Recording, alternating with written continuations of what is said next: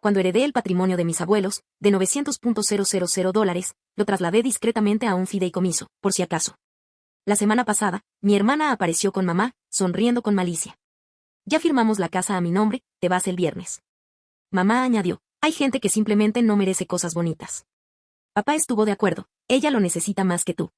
Sonreí con calma y dije, ¿de verdad crees que dejaría que pasara eso después de todo lo que he descubierto sobre esta familia? 2 días después, regresaron con mudanzas profesionales y una actitud de suficiencia. Y se quedaron paralizados de terror al ver quién estaba en el porche con una carpeta legal. Me llamo Claire y tengo 28 años. Hace 3 años, mis queridos abuelos, Ellen y Robert, fallecieron con pocos meses de diferencia. Me dejaron su hermosa casa victoriana en Portland, Oregón, junto con el resto de su patrimonio, valorado en unos $900,000. Yo era su única nieta que había mantenido una estrecha relación con ellos a lo largo de los años, visitándolos cada fin de semana, ayudándolos con la compra y simplemente estando ahí cuando me necesitaban. Mi hermana Julia, de 31 años, apenas los había visitado en la última década. Siempre estaba demasiado ocupada con su carrera como influencer en redes sociales, que nunca llegó a despegar, gastando dinero que no tenía en ropa de diseñador y viajes caros. Mis padres, Karen y Michael, siempre habían favorecido a Julia. Era la guapa, la extrovertida, la que, a sus ojos, no se equivocaba. Yo era simplemente la hija tranquila y estudiosa que trabajaba en contabilidad, al parecer, no merecía la misma atención ni el mismo cariño. Cuando fallecieron mis abuelos, admito que me sorprendió heredar todo. No porque no los quisiera ni porque ellos no me quisieran, sino porque la dinámica familiar siempre había sido complicada. Mis padres esperaban que la herencia les correspondiera a ellos, o al menos que se dividiera a partes iguales entre Julia y yo. Pero mis abuelos habían sido muy específicos en su testamento. Todo pasó a mí porque fui yo quien les mostró amor y cariño cuando más lo necesitaron. La casa era preciosa, una casa victoriana de los años 20 con pisos de madera originales, vidrieras y un porche envolvente. Necesitaba algunas reformas, pero la estructura era sólida y absolutamente hermosa. El barrio estaba en pleno auge, lo que significaba que el valor de la propiedad no haría más que aumentar. Junto con la casa, llegaron sus ahorros, inversiones y pagos de seguro de vida, que sumaron cerca de $900,000. Debería haber estado contentísimo, pero algo en mi interior me decía que tuviera cuidado. La reacción de mi familia ante la herencia había sido reveladora. En lugar de ofrecerme condolencias o apoyo durante mi duelo, inmediatamente empezaron a hacerme preguntas sobre la casa, el dinero y cuando planeaba compartir la herencia. Julia me preguntó directamente si haría lo correcto y compartiría todo con ella. Fue entonces cuando decidí protegerme. Contacté con un abogado, David Morrison, que me recomendaron ampliamente. Le expliqué la situación y me sugirió crear un fideicomiso para proteger los bienes. Esto evitaría que alguien pudiera reclamar la propiedad mediante fraude o coerción, y garantizaría que todo permaneciera legalmente mío, independientemente de cualquier drama familiar que pudiera surgir. El fideicomiso se constituyó a los 3 meses de la herencia. Transferí la escritura de la casa y la mayor parte de los activos líquidos al fideicomiso, siendo yo el único beneficiario y David el fideicomisario. Mantuve suficiente dinero en mis cuentas personales para vivir cómodamente, pero no tanto como para convertirme en un blanco fácil. Todo el proceso me costó unos $8,000 en honorarios legales, pero David me aseguró que valió la pena por la protección que me brindó. Me mudé a casa de mis abuelos y comencé a arreglarla. Pinté las habitaciones, restauré los pisos de madera y actualicé la cocina, conservando todo el encanto original. Fue terapéutico y me sentí cerca de mis abuelos mientras trabajaba en su querida casa. Conseguí trabajo en una firma de contabilidad local y me adapté a mi nueva vida. Durante unos 2 años, mi familia me dejó sola. En las reuniones familiares, recibía comentarios sarcásticos ocasionales sobre cómo yo disfrutaba de mi mansión mientras Julia luchaba por llegar a fin de mes. Aprendí a ignorarlos y a concentrarme en construir mi propia vida. Hice nuevos amigos en el barrio, me uní a un club de lectura e incluso empecé a salir con un hombre maravilloso llamado Jake. Pero al parecer, mi familia había estado planeando algo mucho peor que comentarios sarcásticos. El miércoles pasado, al llegar del trabajo, me encontré a Julia y a mi madre, Karen, en el porche, ambas con sonrisas idénticas que me helaron la sangre. Julia llevaba su atuendo habitual, digno de Instagram, vaqueros de diseñador, botas caras y una chaqueta de cuero que probablemente costaba más que mi presupuesto mensual para la compra. Mamá llevaba su típica vestimenta crítica, con los brazos cruzados, mirándome como si fuera algo desagradable que hubiera encontrado en la suela de su zapato. Oye, Claire, dijo Julia, con la voz llena de falsa dulzura. Tenemos que hablar. Abrí la puerta y los dejé entrar a regañadientes. Recorrieron mi sala como si fueran los dueños. Julia acariciaba la repisa restaurada de la chimenea y mamá examinaba las lámparas renovadas con evidente aprobación. Buen trabajo en la casa, dijo mamá, pero no había calidez en su voz. Lo has arreglado de maravilla. Gracias, respondo con cautela. ¿De qué se trata? Julia se giró hacia mí, y entonces lo vi. Esa sonrisa maliciosa que recordaba de nuestra infancia cada vez que estaba a punto de meterme en problemas por algo que no hice. Bueno, Claire, Tenemos noticias, dijo Julia, sacando una carpeta de su enorme bolso. Ya teníamos la casa a mi nombre. Saldrás el viernes. Esas palabras me impactaron. Sentí que me flaqueaban las rodillas, pero logré mantener una expresión serena. Disculpe. Mamá dio un paso al frente, con voz fría y cruel. Ya la oíste. La casa ahora es de Julia. Hay gente que simplemente no merece cosas bonitas, y tú ya has tenido tu turno de jugar a las casitas. Los ataqué a ambos, con la mente en alto. ¿Cómo crees que lo lograste? Oh, no fue tan difícil, dijo Julia, examinándose las uñas bien cuidadas. Encontramos unos documentos antiguos que demostraban que los abuelos tenían deudas pendientes de liquidar. Como no gestionaban la herencia correctamente, tuvimos que intervenir. La casa se transfirió para saldar esas deudas y pude comprarla a un precio muy razonable.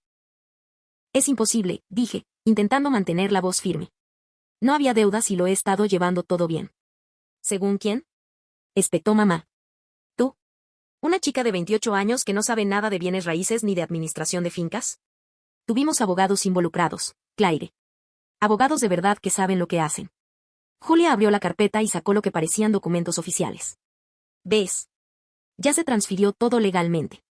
La casa ya es mía, y tienes que irte el viernes. Estamos siendo generosos al darte tanto tiempo. Eché un vistazo a los papeles y, aunque parecían oficiales, algo no encajaba. El membrete parecía un poco raro.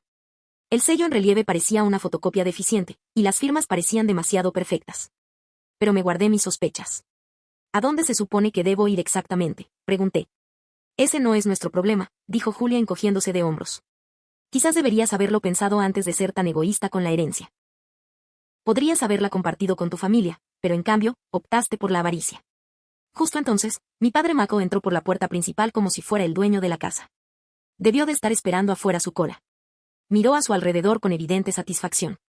Esto va a ser perfecto para Julia, dijo, asintiendo con aprobación. Ella necesita esto más que tú, Claire. Eres joven, tienes trabajo, puedes empezar de cero. Julia ha estado pasando por momentos difíciles, y esta casa le dará la estabilidad que necesita. ¿Pasa apuros? Me reí con amargura. Julia gasta más en bolsos que yo en comestibles en 6 meses. Ese no es el punto, dijo papá con firmeza. La cuestión es que esta casa debería haber sido para toda la familia, no solo para ti. Puede que tus abuelos estuvieran confundidos en sus últimos años, pero ahora lo estamos solucionando. Los miré a los 3 de pie en mi sala, y a la casa que había restaurado con tanto cariño durante 2 años, y algo dentro de mí se quebró. Pero en lugar de estallar, sentí una extraña calma que me invadió. Le sonreí, lo que pareció pillarlos desprevenidos. ¿De verdad crees que dejaría que pasara eso después de todo lo que he descubierto sobre esta familia?, dije en voz baja. La sonrisa segura de Julia se desvaneció un poco. ¿Qué significa eso? Significa, dije, sin dejar de sonreír, que quizás deberías revisar bien tu papeleo antes de emocionarte demasiado. El papeleo está bien, dijo mamá bruscamente. Contratamos a profesionales para que se encargaran de todo. Seguro que sí, respondí. Bueno, supongo que ya veremos qué pasa. Julia se acercó a mí, y su voz se convirtió en un susurro amenazador. No intentes luchar contra esto, Claire. Perderás y solo quedarás en ridículo. Excepto que no eres la princesita especial que creías ser. Ay, Julia, dije, con una sonrisa aún mayor. No tienes ni idea de en qué te acabas de meter. Se fueron poco después, advirtiéndome de nuevo que tenía hasta el viernes para irme. Los vi caminar por el camino de entrada. Julia ya estaba con el teléfono, probablemente llamando a sus amigos para contarles sobre su nueva casa. Mamá y papá discutían qué muebles querían que Julia conservara y de cuáles debería deshacerse. En cuanto se fueron, llamé a David Morrison. Cuando le conté lo sucedido, hubo una larga pausa al otro lado de la línea. Claire, dijo finalmente, necesito que entiendas algo. Lo que reclaman es imposible. La casa está en un fideicomiso. No se puede transferir sin mi firma como fiduciario, y les aseguro que no he firmado nada. Si tienen documentos que digan lo contrario, son fraudulentos. Lo sospecho, dije.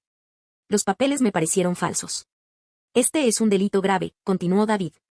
Fraude documental, intento de robo, posible conspiración. Necesitamos contactar a la policía de inmediato. Todavía no, dije. Quiero ver hasta dónde están dispuestos a llegar con esto. Claire, entiendo el deseo de venganza, pero no se trata de venganza, interrumpí.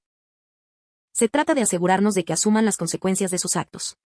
Si los detenemos ahora, simplemente alegarán que fue un malentendido. Pero si los dejamos seguir adelante, tendremos pruebas claras de fraude e intento de robo. David se quedó callado un momento. ¿Qué te crees? Creo que los dejamos aparecer el viernes con su pista de mudanza y su documentación falsa. Y luego les explicamos las consecuencias de manipular documentos legales. En realidad no es mala idea, dijo David lentamente. Si siguen adelante con su intento de tomar posesión de la casa, los acusaremos de múltiples delitos graves. Pero Claire, esto es arriesgado. Si algo sale mal, nada saldrá mal, dije con firmeza. Confío en ti y confío en el sistema legal. Han tomado su decisión y ahora deben asumir las consecuencias. Pasamos la siguiente hora planeando. David estaría allí el viernes por la mañana con todos los documentos del fideicomiso y la policía. Dimos seguimiento a Julia y a mis padres para que intentaran tomar posesión de la casa, y luego la clausuramos con autorización legal. David también mencionó que si los documentos que tenían eran fraudulentos, habría un rastro que llevaría a quien los creó. Una cosa más, dijo David antes de colgar. Quiero que lo documentes todo. Si puede, grabe las conversaciones, tome fotos de cualquier documento que le muestren y lleve un registro detallado de todo lo que digan y hagan. Cuantas más pruebas tengamos, más sólido será nuestro caso. Llegó el viernes por la mañana y, sorprendentemente, estaba tranquilo. Me había tomado el día libre en el trabajo y le había dicho a mi jefe que tenía una emergencia familiar, lo cual técnicamente no era mentira. También llamé a Jake para contarle la situación. Se ofreció a apoyarme moralmente, pero le dije que era algo que tenía que resolver yo mismo. Exactamente a las 9 de la mañana, oí el estruendo de un camión grande afuera. Miré a través de las cortinas y vi un camión de mudanzas profesional acercándose a la acera. Detrás había dos coches, el BMW blanco de Julia y la camioneta plateada de mis padres. Julia salió de su coche con ropa deportiva de diseñador, con aspecto de estar a punto de protagonizar un reality show sobre remodelación de casas. Mamá y papá salieron del coche con la misma expresión de satisfacción que el miércoles. Pero la verdadera sorpresa fue la cuarta persona que bajó del coche de Julia, un hombre con un traje caro y un maletín. No lo reconocí, pero tenía el aspecto de alguien acostumbrado a salirse con la suya mediante la intimidación y las amenazas legales. Se acercaron a la puerta principal mientras los de la mudanza empezaban a descargar el equipo. Julia tocó el timbre como si fuera la dueña del lugar, y respiré hondo antes de abrir. Buenos días, Claire, dijo Julia alegremente. Espero que ya tengas todo listo para irte. En realidad, dije que no me voy a ningún lado. El hombre del traje dio un paso al frente. Señora Claire Thompson. Soy Richard Blackwood, abogado de la señora Julia Thompson. Tengo documentos legales aquí que demuestran que su hermana es ahora la legítima propietaria de esta propiedad. Si no se va inmediatamente, tendremos que llamar a la policía para que lo expulsen por allanamiento. Por favor, dije, señalando mi sala. Pase. Me encantaría ver estos documentos. Entraron a mi casa como si estuvieran en una reunión de negocios. Julia enseguida empezó a señalar los muebles que quería que la empresa de mudanzas conservara y los que quería que se llevaran. El sofá se puede ir, pero me gusta la mesa de centro, le dijo a Richard, y definitivamente me quedo con el juego de comedor. Probablemente vale más que el coche de Claire. Richard abrió su maletín y sacó una carpeta gruesa. Estos son los documentos de la herencia corregidos, dijo, entregándomelos. Como puede ver, hubo errores en el proceso sucesorio original. Las deudas de sus abuelos no se contabilizaron correctamente, y la casa tuvo que venderse para liquidar la herencia. La señora Julia Thompson pudo adquirirlo mediante una venta privada. Examiné los documentos con atención. Eran más sofisticados que los que Julia me había mostrado el miércoles, pero aún presentaban problemas.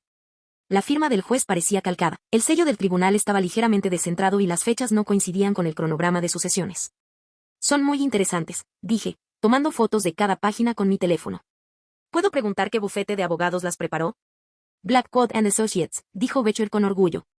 Nos especializamos en correcciones de patrimonio y transferencias de propiedad. ¿Y dónde está su oficina?, pregunté. En el centro de Portland, dijo. Somos una firma boutique que se ocupa de asuntos inmobiliarios complejos. Asentí pensativo. Ya veo. ¿Y están todos seguros de la legitimidad de estos documentos? Por supuesto, dijo Richard. Hablo en nombre de mi profesionalidad. ¿Y yo, Julia Chonden? Claire, simplemente acepta que perdiste. Tuviste una buena racha, pero ya se acabó. La casa debería haber sido de la familia de todos modos, añadió papá. Tus abuelos eran mayores y probablemente no entendían lo que hacían cuando hicieron ese testamento. Hay gente que simplemente no soporta tener cosas bonitas. Dijo mamá, mirando la sala con evidente deseo. Julia cuidará mucho mejor este lugar. Los miré a los cuatro de pie en mi sala, tan seguros de su fraude, tan seguros de haberme engañado. Luego me acerqué a la ventana y miré a través de las cortinas. En serio, dije, volviéndolos hacia ellos con una sonrisa. Creo que hay alguien a quien deberías conocer. Fue entonces cuando abrí la puerta y llamé a David. Estamos listos para ti. La expresión de sus rostros cuando David Moesen subió la escalera de mi casa fue absolutamente invaluable. El sarcasmo de Julia desapareció por completo. Mamá palideció. Papá dio un paso atrás. Y Richard Blackwood parecía haber visto un fantasma. Pero David no estaba solo. Detrás de él había dos policías y una mujer con un elegante traje de negocios a quien no reconocí. Buenos días a todos, dijo David amablemente al entrar en la casa. Soy David Morrison, fideicomisario del fideicomiso Claire Thompson, propietario de esta propiedad. Y estos son los oficiales Johnson y Clay Harper de la oficina de policía de Portland y la típica Megan Walsh de la división de fraude. El silencio en la sala era ensordecedor. Julia fue la primera en recuperar la voz. ¿Qué? ¿Qué es esto? Es normal. Esto, dijo David, sacando su propia carpeta, es la documentación legal que demuestra que esta casa está en un fideicomiso irrevocable con Claire Thompson como única beneficiaria.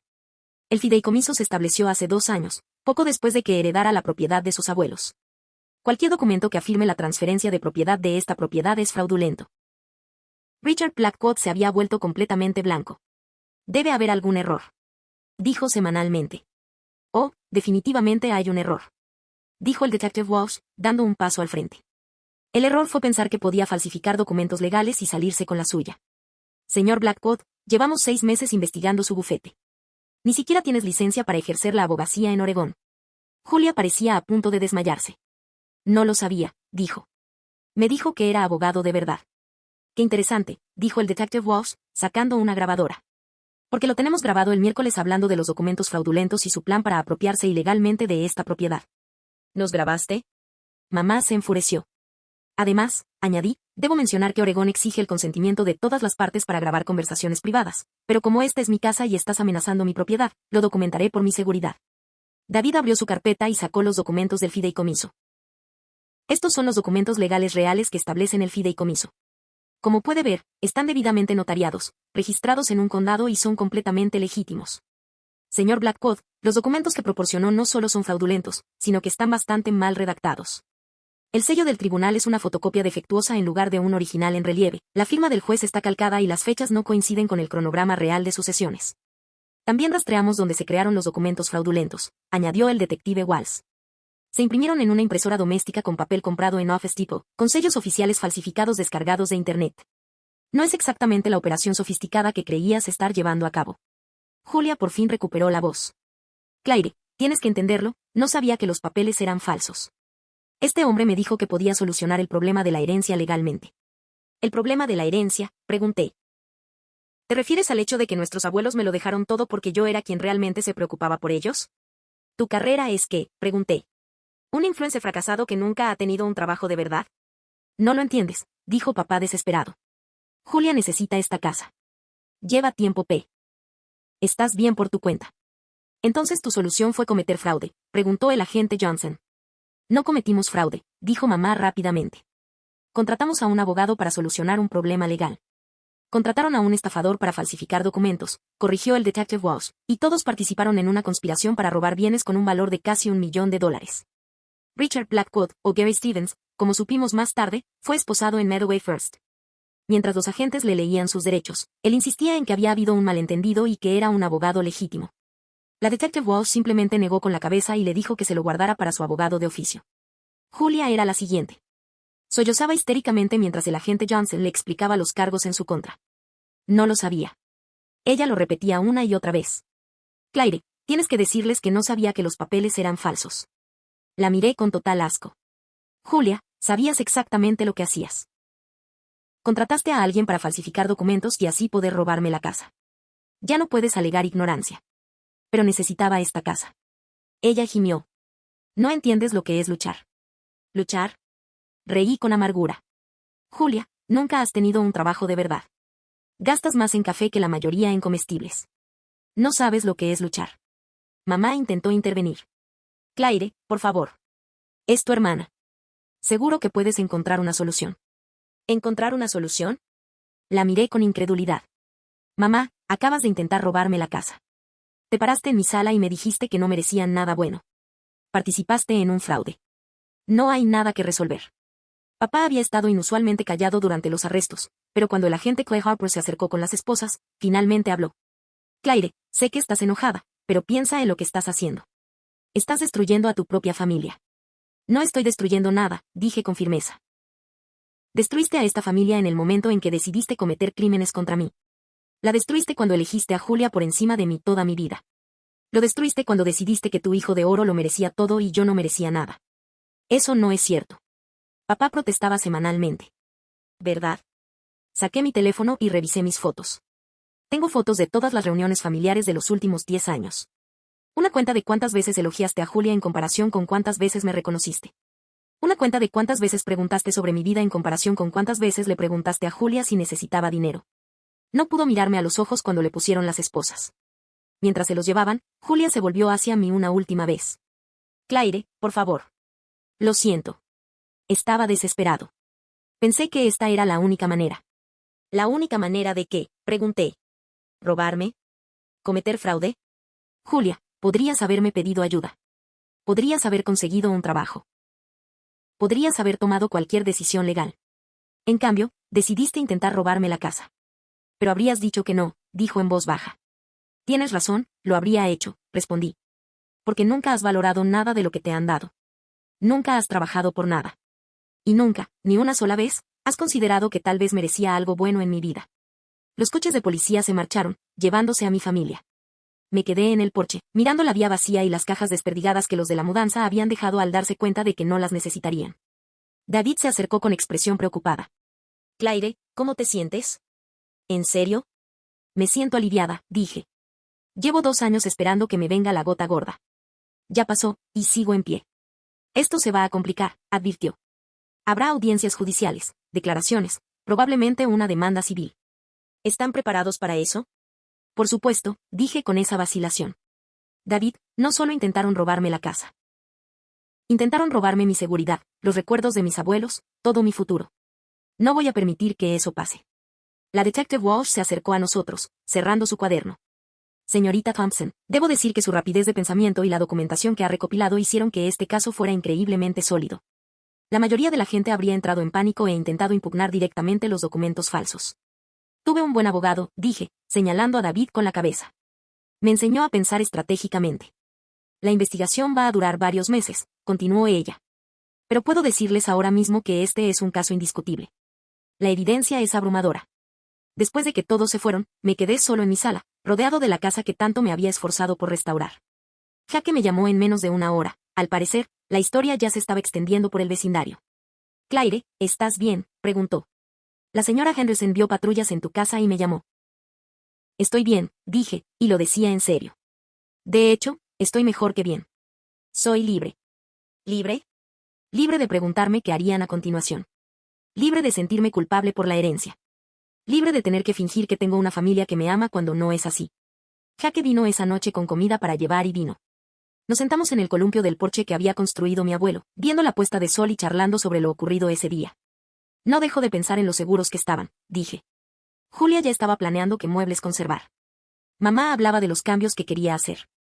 Estaban tan seguras de que habían ganado. Eso es lo que pasa cuando nunca has enfrentado consecuencias, dijo Jake. Creían que podían tomar lo que quisieran. Lo peor es que en realidad creían que lo merecían más que yo, continué.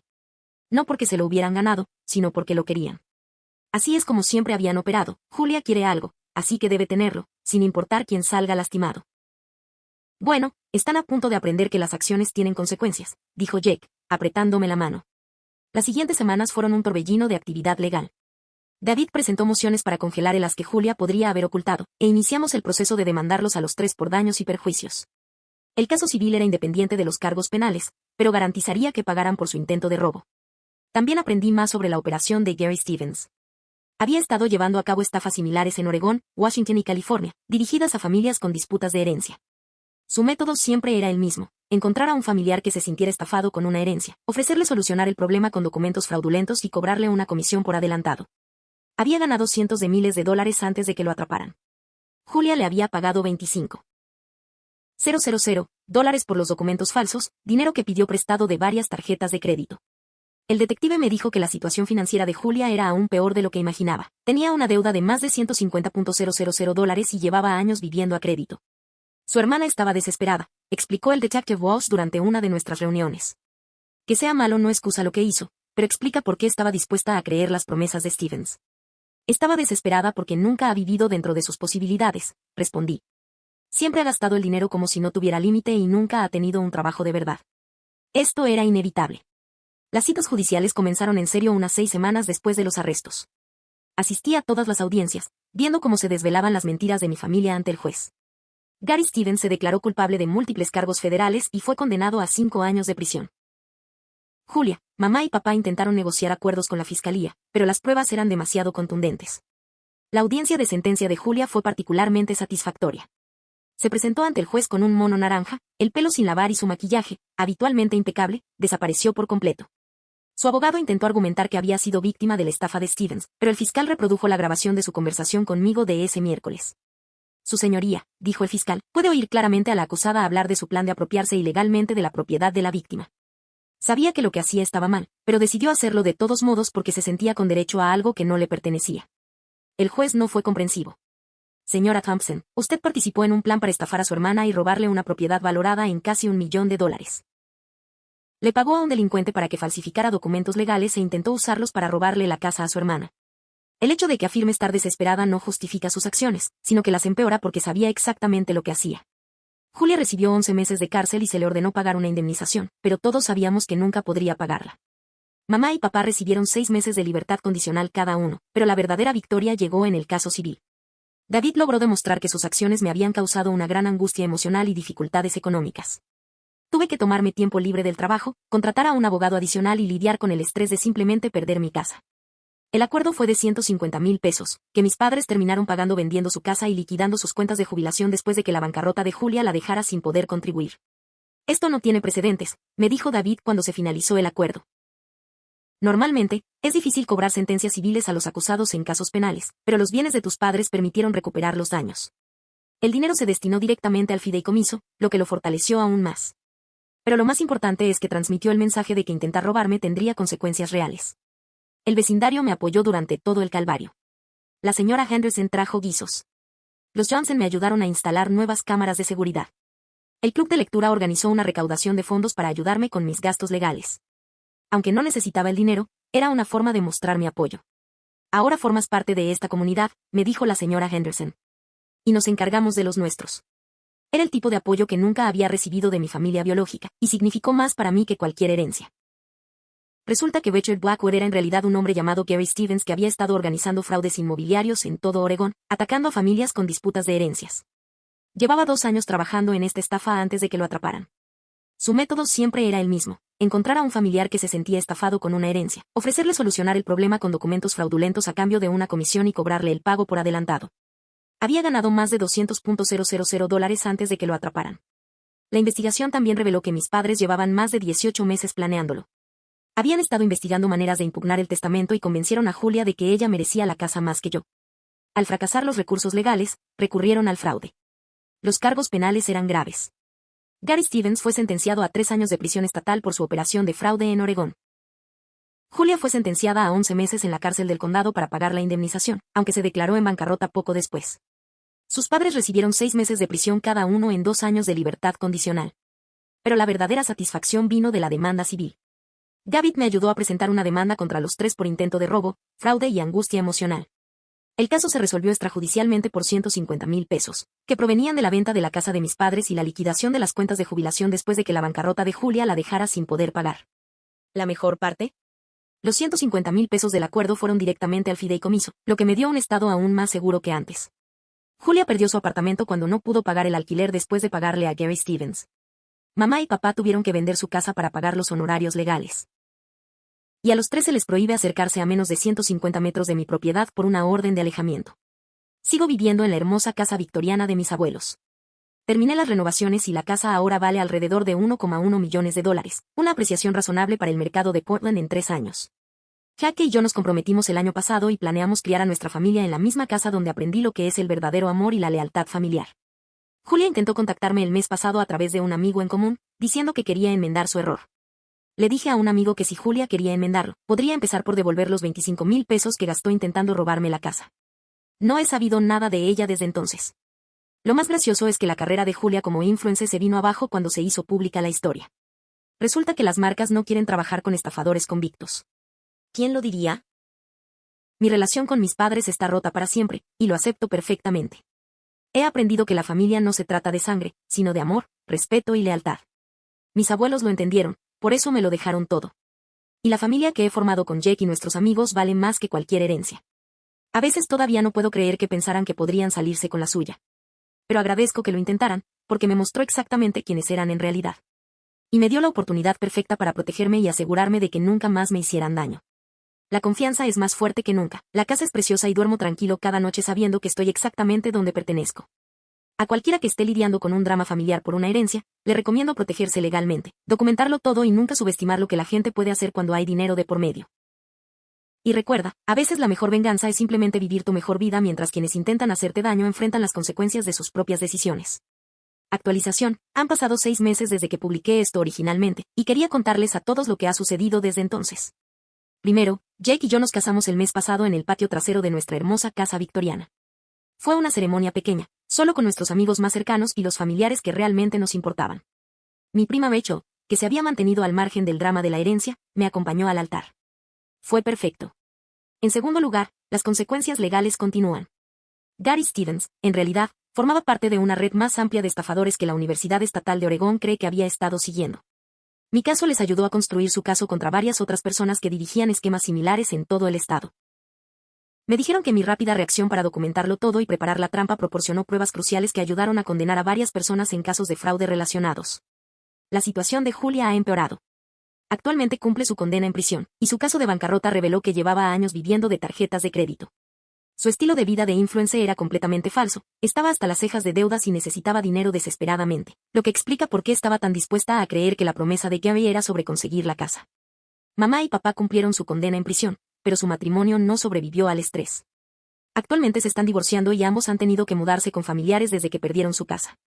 Papá intentó contactarme a través de un abogado, alegando que quería reconciliarse, pero en realidad era solo otro intento de conseguir dinero.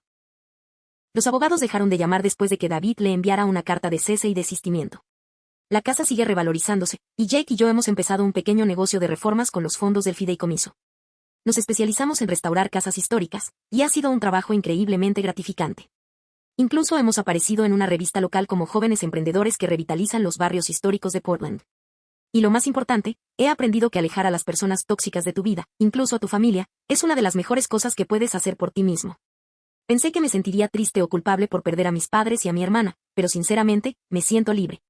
No tengo que andar con pies de plomo ni preocuparme por lo que estén tramando. No tengo que escuchar críticas ni exigencias de dinero. Puedo simplemente vivir mi vida y ser feliz. El fideicomiso funciona bien, la casa es todo lo que soñé y estoy rodeada de gente que realmente me quiere y me apoya. A veces, la mejor venganza es simplemente vivir bien. Gracias a todos los que me apoyaron en este proceso. Ha sido una locura, pero no cambiaría el resultado. Bueno, excepto que quizás habría grabado la reacción de Julia cuando vio a David en el porche. Eso habría valido 1 millón de visitas en YouTube. Última actualización: Julia salió de la cárcel la semana pasada y, al parecer, intentó crear una campaña de recaudación de fondos alegando que la habían encarcelado injustamente y necesitaba dinero para empezar de cero. La campaña fue eliminada 24 horas después de que la gente empezara a publicar enlaces a las noticias sobre su condena. Algunas personas nunca aprenden.